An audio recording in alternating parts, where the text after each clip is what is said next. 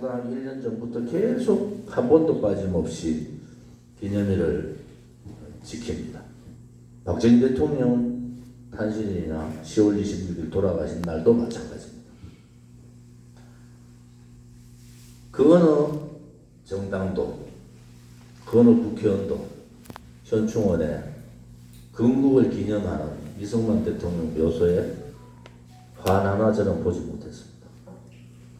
조영이 저 친구니까 저 바로 전화했어.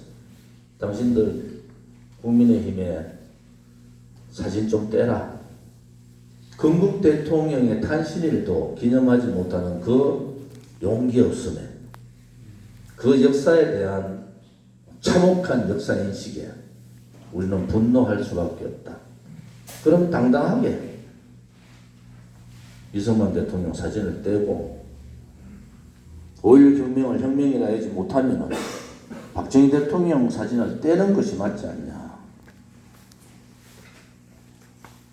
좌파들에 의해서 전 세계에서 가장 성공한 무혈혁명, 5.16 혁명이 폄하되고 이승만 대통령, 박정희 대통령 지우기에 보수 정당을 주장하고 있는 그러한 정당들이 당당하게 그분의 역사를, 그분의 혁명 정신을 개성하는 것이 사진을 붙이는 의미지 않겠습니까?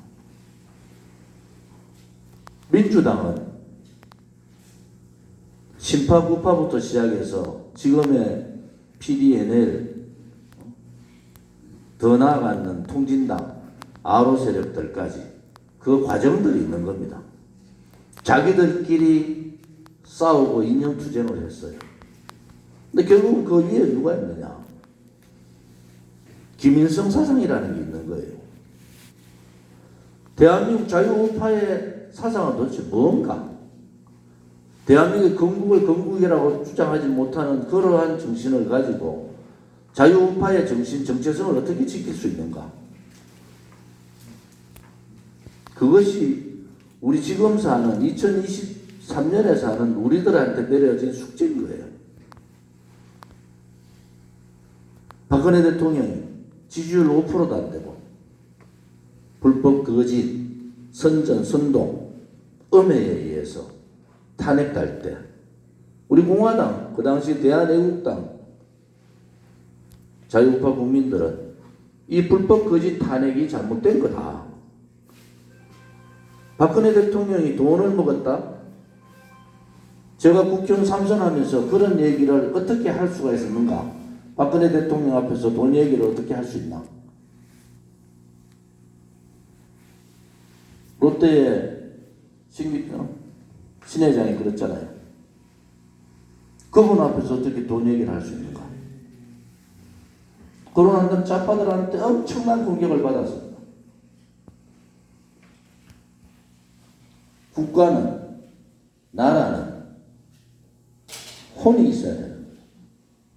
도대체 대한민국의 정체성이 뭔지, 대한민국 혼이 뭔지, 대한민국 가치가 뭔지, 이러한 얘기를 당당하게 국민 앞에서, 언론 방송 앞에서 얘기할 수 있는 그러한 정치인들이 자유우파의 중심에 서야 되고 자유우파를 대표해야 되는 거 아니겠습니까? 저는 충청에 올 때마다, 특히 충남에 올 때마다 우리는 이순신 장모님 아산매역을 거의 매년 참배를 합니다. 매년 갑니다. 이순신 장군한테 배워야 될 게 뭔가?